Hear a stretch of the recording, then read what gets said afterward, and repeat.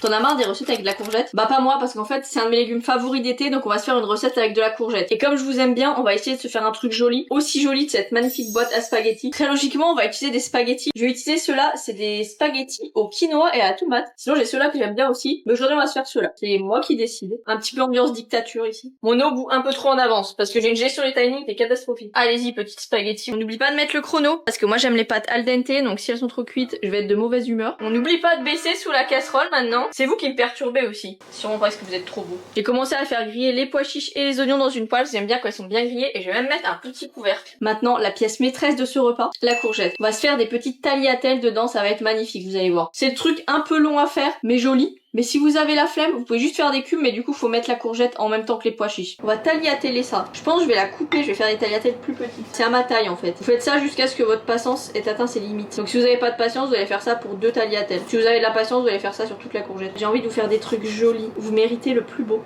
Les pâtes sont cuites. Pendant que vous faites vos tagliatelles, faut pas oublier de surveiller les pois chiches. On est à la limite, mais ça va. Pendant qu'on égoutte les pâtes, on va mettre à revenir les petites courgettes, ça va très vite hein. On ajoute nos spaghettis, on baisse le feu aussi. Toujours faire les choses dans le désordre chez moi. Et là on va se faire une sauce bien sympa, ça va être toujours aussi magnifique. 2 cuillères à soupe de fromage blanc, 1 cuillère à soupe de sauce soja, donc là on va pas saler, 1 cuillère à soupe de vinaigre balsamique. Ensuite on va mettre des épices comme d'hab, vous faites ce que vous voulez sur les épices. Du gingembre, si je vous dis même pas ce que je mets ça va pas aller, du paprika, du poivre, de l'ail bien évidemment, et pourquoi pas un peu de cumin.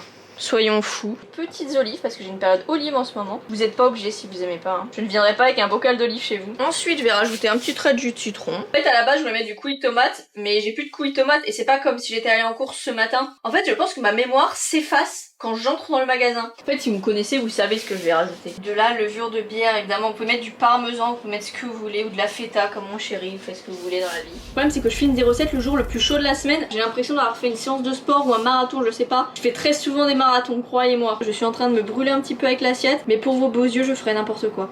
Alors, on a encore eu de la chance. Je sais pas qui est le chef ici, mais elle est très douée. En tout cas, n'hésite pas à tester cette petite sauce. Je vous jure, je suis en train de transpirer pour cette recette. Je vais aller me rafraîchir et on se retrouve dans la prochaine recette.